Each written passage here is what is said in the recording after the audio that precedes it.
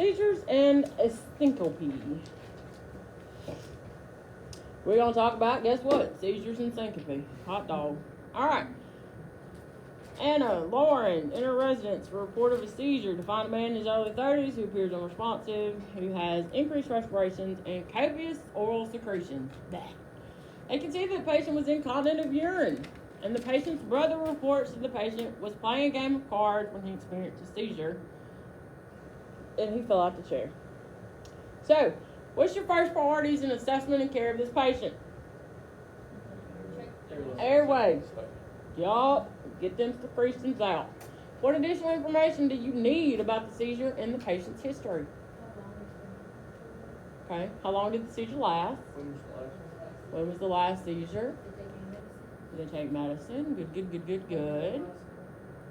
When they eat last. Okay. How long they've been down? Any alcohol, drugs, good. So, does this patient require transport to the hospital? Yes. Why? Everybody needs an evaluation, you're right. Alright. So, seizure is a sudden onset of random continuing electrical impulses in the brain. Alright. It's imperative for you to recognize that seizures that are prolonged or associated with life-threatening conditions or injuries, such as head injury or stroke, or abnormal and dangerous. Your prompt intervention in the prolonged or abnormal seizure might save somebody's life. Alright? Many people think that a seizure is a convulsion, and a convulsion is a seizure. However, a convulsion occurs only in one type of seizures and is a sign of the abnormal electrical activity occurring in the brain. Many types of seizures, they do not have the convulsions. Okay? Seizures also result from injuries or medical conditions that other than epilepsy and can last much longer than the typical epileptic seizure. Seizures are thought to begin through excitation of a group of susceptible neurons in the cerebral cortex or thalamus of the brain. These neurons begin to discharge electrical impulses, which then recruit other surrounding large groups of neurons.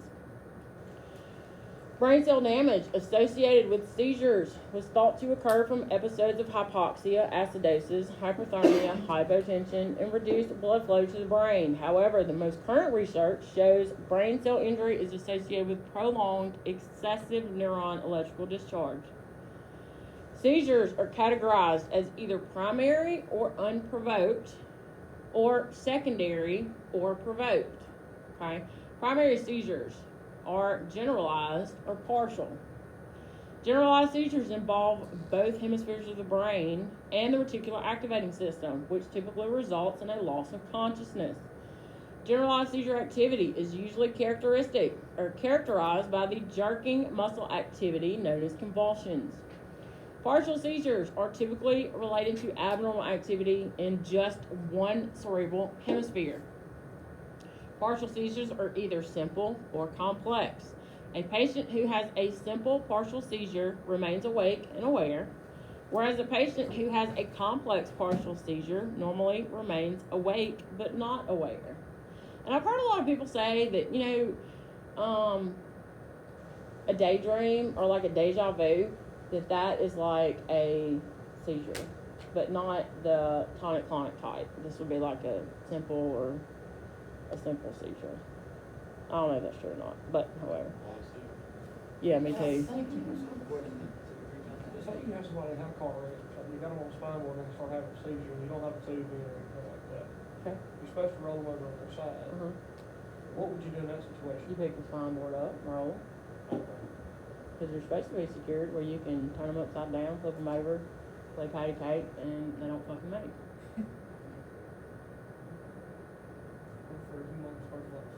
You get your partner to come and help you.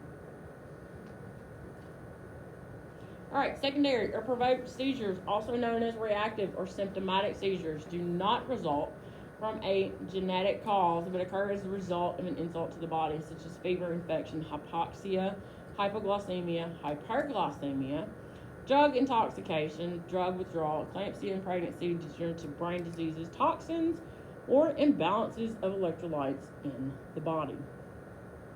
That's a whole lot of causes, y'all. All right, so common causes of secondary seizures, especially in kids, that high fever. Does it matter? And here's the thing with fever in kids. It does not matter how high the fever is. It's how quick the fever rises. Does everybody understand that? Okay? It's the spike in the temperature, not how high the temperature goes. Non-compliance with seizure control medicine. That was the problem this morning. She took her seizure medicine yesterday, didn't take it last night, and guess what? In the middle of the night, she woke up at 5:30 this morning. She didn't wake up. She woke somebody else up and had a seizure. Epilepsy, huh? I did. Infection, poison, hypoglycemia, hyperglycemia, traumatic brain injury, and shock. Although there is a genetic component to these, okay? Hypoxia, stroke, drug or alcohol, dysarrhythmias, hypertension, or they could have an idiopathic or unknown cause. Status epilepticus is defined as a continuous seizure activity lasting longer than 30 minutes. 2 or more sequential seizures without a full recovery of consciousness between seizures. This is a life-threatening emergency. Okay? Everybody understand that? Once a seizure exceeds 5 minutes, it is likely to be prolonged. The 30-minute of continuous seizure activity in the definition of status epilepticus is the duration of the convulsive seizure activity that leads to permanent brain cell injury. Status epilepticus protocols require aggressive treatment after only 5 minutes of seizure activity to avoid the potential for adverse outcomes for the patient if the seizure is allowed to continue for 30 minutes or more before intervening. Those in status, and that's what you will hear it called, if it's status asthmaticus or status epilepticus, they will sometimes just call it status, okay? Can lead to aspiration, brain cell damage from hypoxia and lack of glucose, dehydration, and even fractures or dislocations. The longer the delay in treatment, the greater chance the patient will suffer from permanent brain damage, especially after 30 minutes of convulsive seizure activity. All right, generalized seizures. You have tonic-clonic. A generalized tonic-clonic seizure usually begins with abnormal electrical activity low in the cerebral cortex that spreads upwards, affecting both cerebral hemispheres and downward, affecting the reticular activating system. Because of the involvement of both cerebral hemispheres and the reticular activating system, your patient will be what? Unresponsive. Okay, they do not remain awake or aware. Generalized non-convulsive seizures, also known as absent or myoclonic, tonic, or atonic. All right, the type of seizure the patient experiences depends on where the brain, the abnormal brain activity begins, or abnormal electrical activity in the brain begins. The level of awake and awareness that is determined by the cerebral hemispheres and the reticular activating system and other features of the seizure. All right, generalized tonic-clonic seizure stages. You can have an aura. All right, the aura serves as a warning that a seizure is going to begin and involves some type of sensory perception by the patient. It can be a sound. They can even smell things weird, like out of context or whatever. Unpleasant feeling, visual disturbance, or odd taste. Not everybody will have these auras, okay? The patient will lose consciousness soon after the aura. The patient's muscles become contracted and tense, and the patient exhibits muscular rigidity. The patient may then exhibit extreme muscular rigidity with hyperextension of the back, which is referred to as hypertonic phase. Both phases usually last for a total of 30 to 60 seconds. Muscle spasms then alternate with relaxation, producing the typical violent and jerky seizure activity of the clonic phase. This is known as the convulsion or convulsive activity. The postictal state is the recovery phase. This is where you will see most people, okay? The patient's mental status is altered and may range from completely unresponsive to confusion and disorientation. The mental status progressively improves over time. This is where we found this chick this morning. She didn't know her name. If she did, she lied. Which I really don't think she knew what her name was. Okay? You had something you want to ask? You turned and looked. Yeah, so like, if you have the patient on the backboard, I know you're not supposed to like, or normally you're not supposed to restrain it and move everything out of their way, so if they're on the backboard strapped down and they start having a seizure, do you need to let the straps out, or do you need to just leave them like that? Just leave them like that. Okay. So it wouldn't hurt them being in the straps restrained, or? It would do more harm trying to. It would do more harm. You want them to be restrained, because if they're on a backboard, they're on that stretcher. That stretcher's about this big. The side rails come up about that much off the end of it. So if they're having a true tonic-clonic seizure, they can seize their way right onto the floor between the stretcher and the bench seat, where you're probably not going to be able to get them up if you had to. Does that make sense? Yeah. So I would turn that backboard up on its side, let them seize.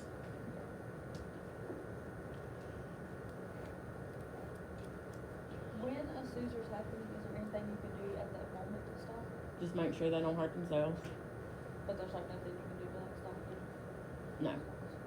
I mean, I can, because I can give them medicine, but as far as y'all, just let them seize. 9 times out of 10, I'll let them seize too. Because I mean, if they're seizing when I'm there, and I don't have an IV or anything in, like I can give Valium IM, but it's better just to let them seize, put a line in them, and then give it the Valium so they don't seize anymore. Alright, if the seizure presents as a status epilepticus, provide the emergency medical care outlined in the assessment-based approach to seizure activity section that we will talk about later.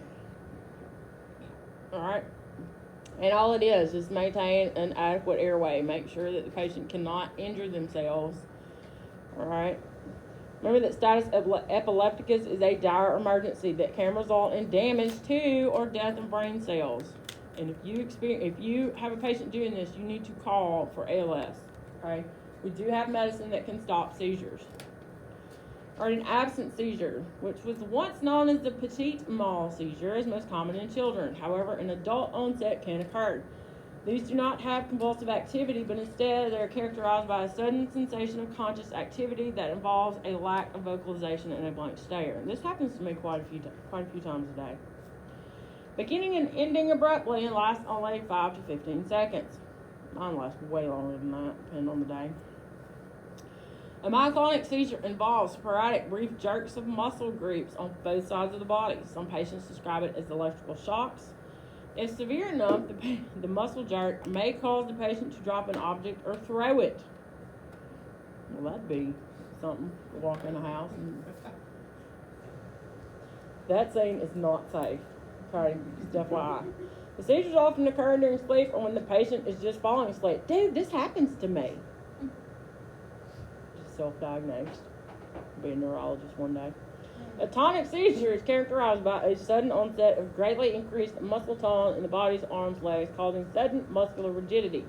The tonic in the name refers to the muscle tone. Tonic seizures often occurs during sleep and usually involves most of or the entire brain.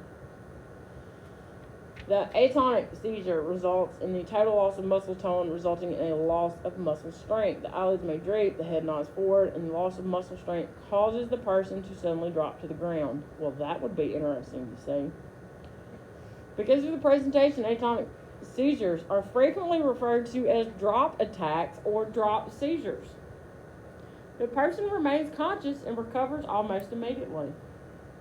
Oh, we always call this a DFA. Anybody know what DFA means? Done fell out? So I got a question. Uh-huh. So if they're throwing crap, like, you just gonna tough that out, or you gonna let the police department get crap thrown at them? I'm gonna let the police department get crap thrown at them. Because that's not a typical... You can't decide whether that's actually a seizure activity or if that's a homicidal maniac trying to kill somebody. See what I'm saying? Yeah. A febrile seizure is defined as seizure activity with a high fever without any evidence of intracranial infection or other definite causes of seizure. It was once thought that the sudden spike in temperature provoked the seizure. However, current research suggests that the magnitude and peak of the fever is more likely the cause and not the rate at which the fever develops.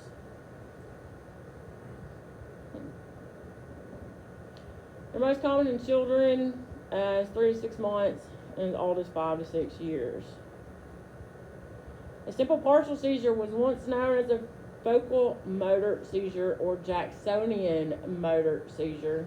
These things have entirely too many names.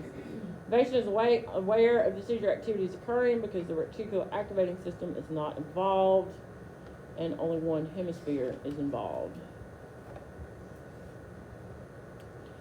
Simple partial seizure was once, we just went over that. Motor seizures, the patient has jerking or stiffening of only one part of the body and only one side of the body. It can spread to other areas.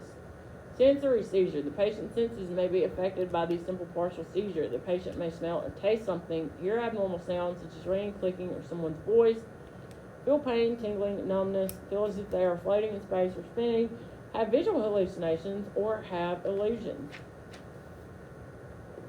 I wonder what the difference between a visual hallucination and an illusion is. Huh? Autonomic seizures. There will be a change in the autonomic function of the patient's body. These signs or symptoms commonly include strange or unpleasant sensations in the stomach, head, chest, changes in the heart rate, changes in the respiratory rate, or goosebumps. A psychic seizure. The psychic signs and symptoms are changes in how the patient thinks, feels, or experiences things. The patient may present with memory disturbances, garbled speech, trouble understanding, difficulty speaking, fear, depression, happiness for no reason, deja vu. They feel as they've been through this before, or okay. I got it. What? Hallucination is something completely not there, and an illusion is when something seems to be different than what it actually is. It's like a stop sign if you think it's Like a, a snowman or something. yeah, but a hallucination is like where they're like something completely is not there, but they're saying it's there. There's no stop sign there. Yeah. Illusion when you're on the okay stuff, hallucination. That's when you're on good stuff. That's when I see the purple elephants. Yeah. Okay. All right, I'll take it. Once known as a psychomotor seizure or temporal lobe seizure, the complex partial seizure usually lasts 30 seconds to 2 minutes. It is termed partial because it involves only one cerebral hemisphere. The seizure usually starts in one small area of the temporal lobe or frontal lobe. Complex partial seizures may present as a patient with a behavioral emergency or intoxication when in fact they are having a seizure. Oh, hell. Speak calmly and reassuringly. Guide the patient gently away from objects that may be hazardous to themselves or others. Stay with the patient until they are completely aware of their surroundings. Because these seizures are recurrent in nature, they will most likely refuse transport. Okay.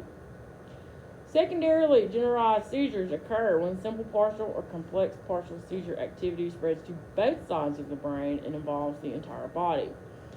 The seizure activity may spread from one area of the body into another and sometimes progress to a generalized tonic-clonic seizure, which usually begins with stiffening of the muscles. The patient then goes through the typical phases of a generalized tonic-clonic seizure. It lasts more than 5 minutes. It must be treated as status epilepticus. Alright, the convulsion phase of a seizure causes the muscles in the body to contract and relax abnormally. Because the diaphragm is a large muscle, it also contracts and relaxes abnormally. This causes a temporary interruption in the patient's normal ventilatory status. After a compulsive state ceases, the sympathetic nervous system is activated and causes tachycardia, tachypnea, and possible hypertension. Hyperventilation might help restore the oxygen depletion that occurred during the convulsion phase. Once responsive, the patient might refuse emergency care and transportation. This frequently occurs in public places where bystanders call EMS. The epileptic patient, however, may be accustomed to the seizure activity and does not necessarily want or need emergency care. We have a guy in Lake Providence that we run on quite frequently. He has seizures all over town. Everybody always calls us. Everybody. Okay? Usually by the time we get there, he's still out of it. So he does not have a choice but to go. But however, by the time we get to the hospital, he's usually with it. And you try to take him in the hospital and he leaves AMA every time.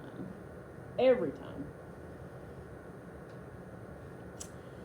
Some cardiac arrests are preceded by seizure activity because of a lack of oxygen and blood to the brain. You should proceed with CPR application of the AED and emergency care if no pulse is found.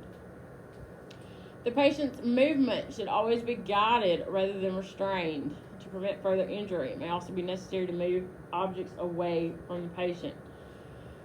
Some people place spoons or other hard objects in the patient's mouth to prevent them from swallowing their tongue, which is anatomically impossible unless you bite it off.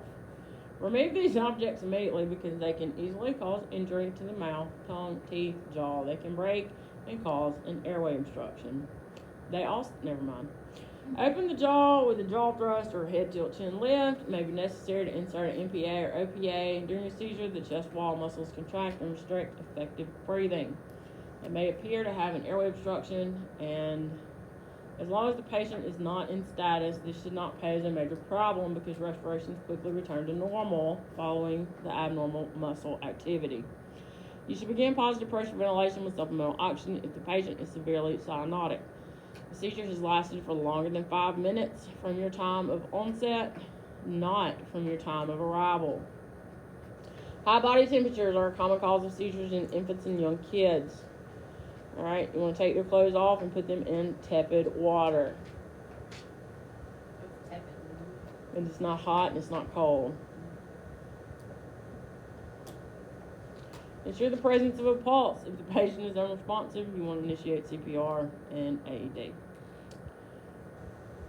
Large amounts of saliva are produced during a seizure, and the tongue is commonly bitten and bleeding. Suction any secretions, vomitus, or blood from the airway. Transport priority circumstances. The patient remains unresponsive following the seizure, and the airway, breathing, or circulation is inadequate following seizure activity. A second generalized tonic-clonic seizure occurs without a period of unresponsiveness between the seizure episodes. This is known as status epilepticus. A generalized tonic-clonic seizure lasts longer than 5 minutes. This is also known as status epilepticus. The patient is pregnant or has a history of diabetes or is injured. Seizure has occurred in water, such as a swimming pool or lake. There's evidence of head trauma. Leading to the seizure, there is no history of epilepsy, other seizure disorder. Is a result of drug or alcohol withdrawal or exposure to toxins.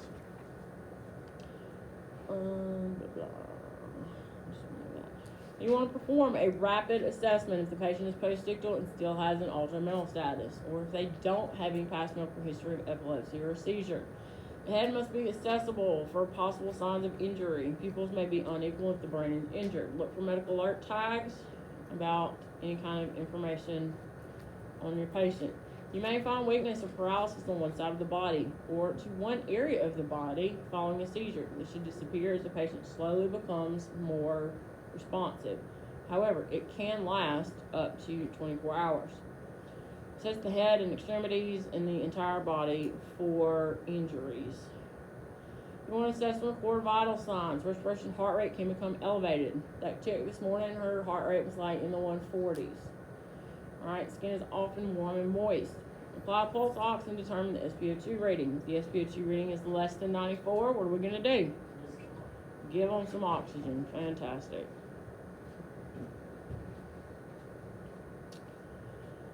Because hypoglycemia can trigger a seizure, if protocol permits, assess the blood glucose level by using a glucometer. If the blood glucose level is less than 60, you might suspect seizure activity due to low blood glucose level. If you are given a scenario where the patient has a seizure activity and you do not check a glucose, you will fail that station. Okay? Gather history from a responsive patient or relatives and or bystanders. Obtain a thorough history for the hospital staff. We've already talked about most of that. All right. Most of your commonly used seizure medicines, alright? Tegretol is one, Klonopin, diazepam, Depakote, Tegretol,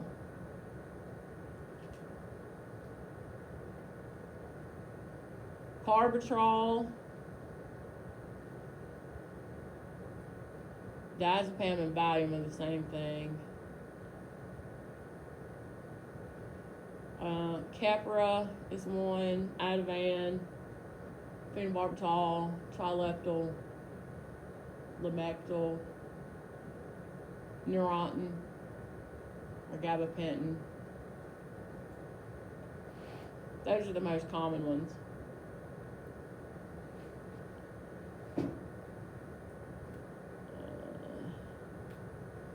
Lyrica, you see Lyrica a lot. Topamax, Depakine. Are some of those like pressure medicine Uh-huh. as well? Uh-huh. I think that's that shit that makes like sweet things taste like Uh-huh. medicine, right? Yeah. Yeah. There's many effects of drugs and stuff. Just because they take it for one thing doesn't mean they take it for, like, Neurontin. If they take Neurontin, it may be for seizures. It may be for diabetic neuropathy. It can be for I have like neck pain when they prescribe it to me. a lot of things. Yeah, it's a It must be cancer. it's a nerve. They also have like sedatives almost. No, not really. Some of them are, but some of them are not. Yeah, yeah. It just depends on, like, everybody's gonna be on something different. I see a lot of Keppra, a lot of Dilantin, a lot of phenobarbital. What is the other one that we see all the time? Lamictal, see that a lot. All right. Most commonly recognized type of seizure activity is the generalized tonic-clonic seizure. Okay. They will have that aura. Some of them. Loss of consciousness, convulsions, biting their tongue, excessive saliva. Urinary or bowel incontinence, hyperventilation, tachycardia, post-ictal confusion. Okay. Protect the patient from injury. Move objects away from the seizing patient so they do not injure themselves. Protect their head, arms, legs. Do not try to restrain them. Position the patient. The post-ictal patient should be placed in a lateral recumbent recovery position to protect the airway, facilitate drainage of secretions.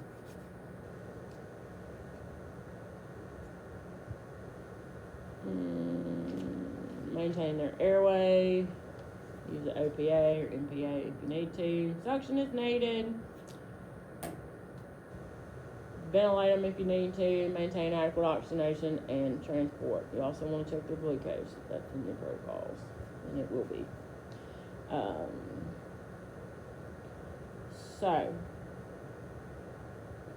The most common medication used in the pre-hospital setting to stop seizures are benzodiazepines. Okay, it's going to be Versed, Ativan, Valium. All right. Most people carry Versed. Ativan has to be refrigerated. That's why a lot of people don't carry it. And Valium is old school. It's hard to get these days. That's why most people have gone to Versed. But, however, the old Band-Aid station still seems to be getting Valium for some, I don't know how. All right. Although IV medic administration has been the most common route because of its rapid onset, you can also give it IM, intranasal, buccal, which means in their cheek, and rectal. We learned how to give this medicine rectal for pediatric patients when I was in paramedic school. Yes.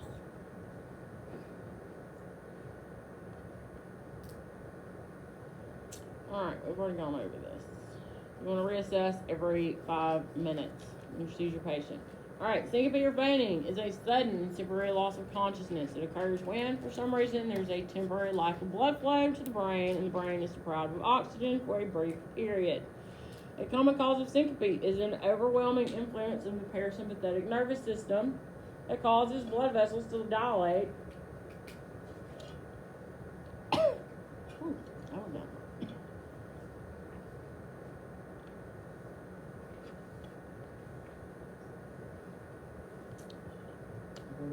There you go. It's up there. Not down here. Hello. Here we go. Alright, parasympathetic nervous system that causes the blood vessels to dilate through the body. With the patient in a standing or seated position, gravity causes the blood to pool in the lower extremities, decreasing blood flow and perfusion to the brain. A hypoperfused brain no longer functions adequately and the patient has a syncopal episode. Bystanders may confuse a syncopal episode with a seizure because the patient might experience a short period of jerky muscle movements. The difference is that with syncope, the episode usually begins in the standing position. The patient remembers feeling faint or lightheaded. The patient becomes responsive almost immediately after becoming supine, and the skin is usually pale and moist. Has anybody here ever fainted? Yo, that is the weirdest freaking feeling I have ever had in my entire life. I could hear people talking, but I couldn't say anything back to them. Yeah, it was weird. And like, you can feel them touching you and stuff, but you can't move. It's like you're paralyzed. It's the weirdest thing I've ever felt in my entire life. It's weird. I've both fainted and blacked out. I've never blacked out in my life. Blacked out standing up. Okay, we'll go with that. It's the same thing. It's fainting. Blacking out is.